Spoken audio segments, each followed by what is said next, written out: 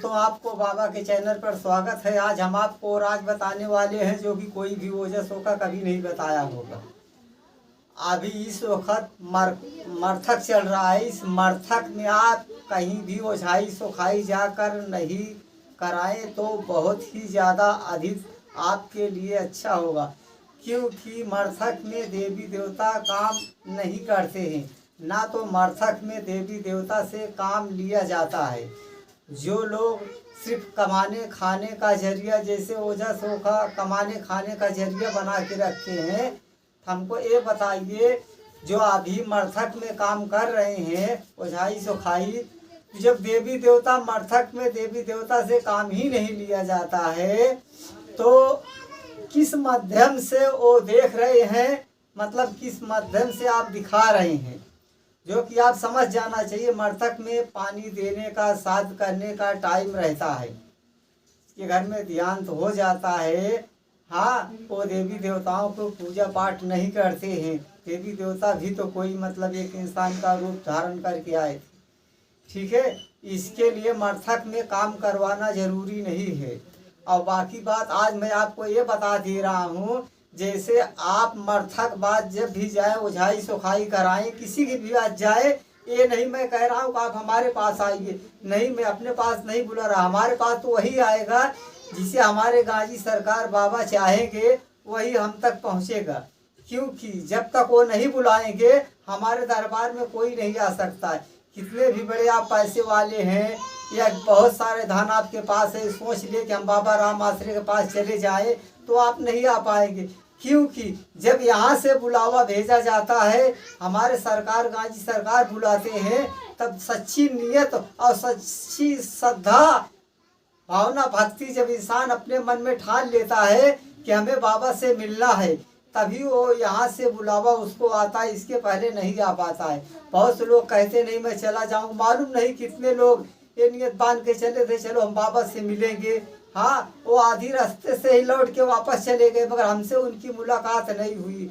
बाद में गए, फिर मन में भावना जगाए भक्ति का कि हम अब बाबा से मिलेंगे, बाबा हमारा बुलाव करेंगे गाजी सरकार बाबा।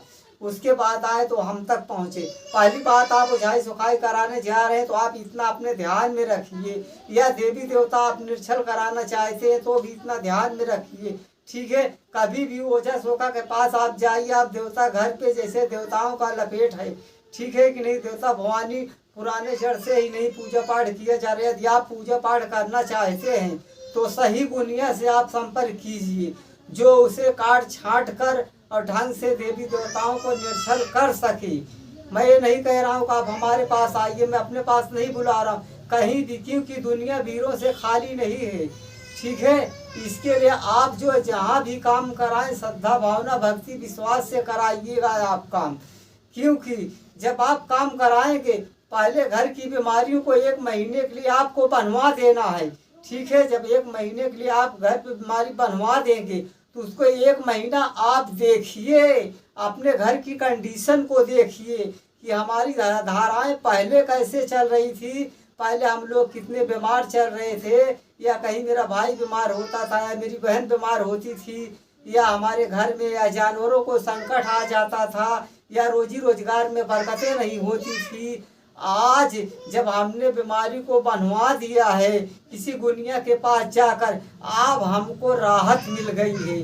उसको 1 महीना उसको जांच करना चाहिए। उसके बाद जब आपको राहत मिलने लग जाए, उसके बाद ही आप अगला कदम उठाएं। जो बीमारी बांधी रहेगी, जब आप जाएंगे फिर वो इंसान दोबारा आपको बुलाएगा तो उसमें से भूत प्रेत, जैसे पटीदारी मामला है, उसको आप पटीदार के यहाँ भिजवा दीजिए, ठीक है। जो कड़कदारी मामला है उसको आप वहाँ भिजवा दीजिए।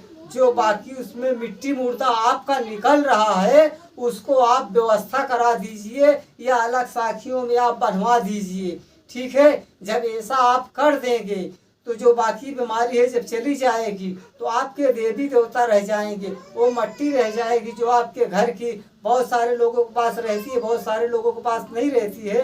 पहली बात, जो पूर्ण जिंदगी जीकर वो चले जाते हैं वो कोई मिट्टी मुर्दा नहीं बनते। सिर्फ ये वहम डालने वाली बात है कि आपके घर में मिट्टी मुर्दा है। नहीं, जो अकाल मृत्यु मर जाता है, जिसकी तमन्नाएं बाकी रहती है, संसार में जीने की कुछ हसरतें रहती है, या अपने बाल बच्चों से नहीं मिल पाता है, उसी वही इंसान की आत्मा भटकती है। ठीक है, बाकी कोई मिट्टी मुर्दा नहीं बनता है।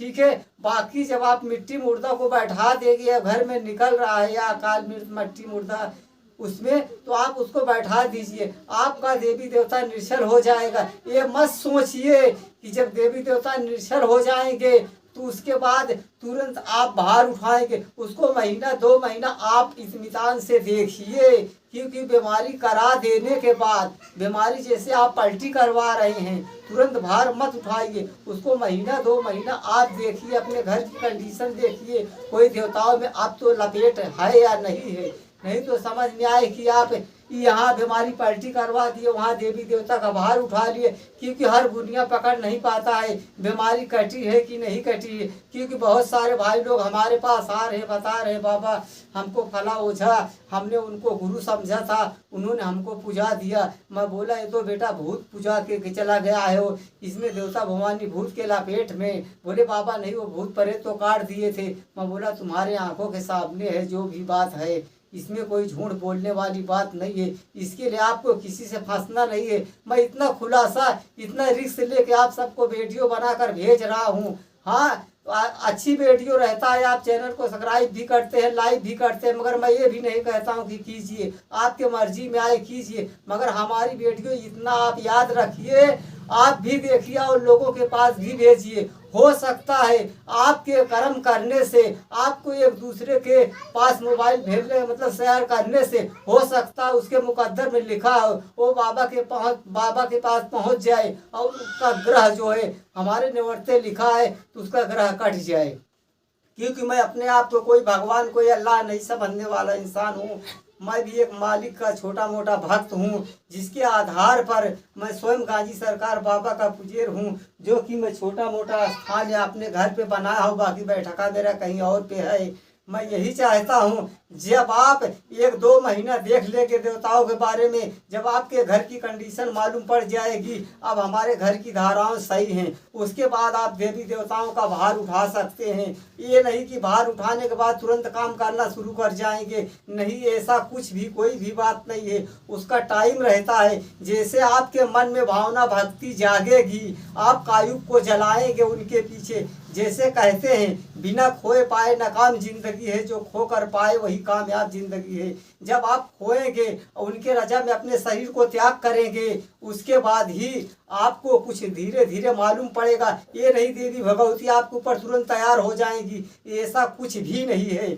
जब आप कर्म करेंगे, आपके मन से को देवी देवता परखते हैं कि देखो ये मेरा दामन छोड़ता है या कुछ क्षण हमारे साथ और चलता है। क्योंकि मन को जब परख लेते हैं, उसके बाद जब आप कहेंगे, देवताओं से परिश्रम करेंगे, मालिक से प्रार्थना करेंगे, या कोई कार्य आपका नहीं हो रहा है, देवी देवता का नाम, स्वयं मालिक का नाम लेकर जाएंगे, हाँ, आपका कार्य धीरे धीरे करके होना शुरू हो जाएगा। और एक बात मैं अधिक मात्रों में बता देना चाहता हूँ, जिसके घर में माँ है वो कहीं भी जाए और माँ को जो है कि अपने एक ईश्वर के माफिक उन्हें समझने की कोशिश करे, क्योंकि माँ भी एक ईश्वर का रूप है। किसी किसी के घर में मैं देख रहा हूँ माँ बाप की कोई जरूरत ही नहीं है, हाँ, माँ बाप को झिझकार दे रहे हैं, मगर भाइयों ऐसा नहीं करना है। आपको अपने जिसके पास माँ है वो अपने माँ बाप का ख्याल रखे, हाँ, कहीं भी जाए सदा माँ बाप का आशीर्वाद लेकर निकलेगा,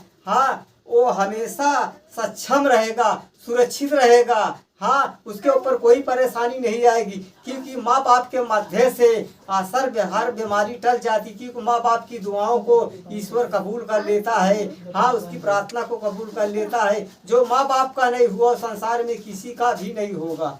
याद रखना, आज की वीडियो मैं यहीं पर ख़त्म कर रहा हूँ, मैं अगले वीडियो पे मिलूँगा। सबका मालिक एक।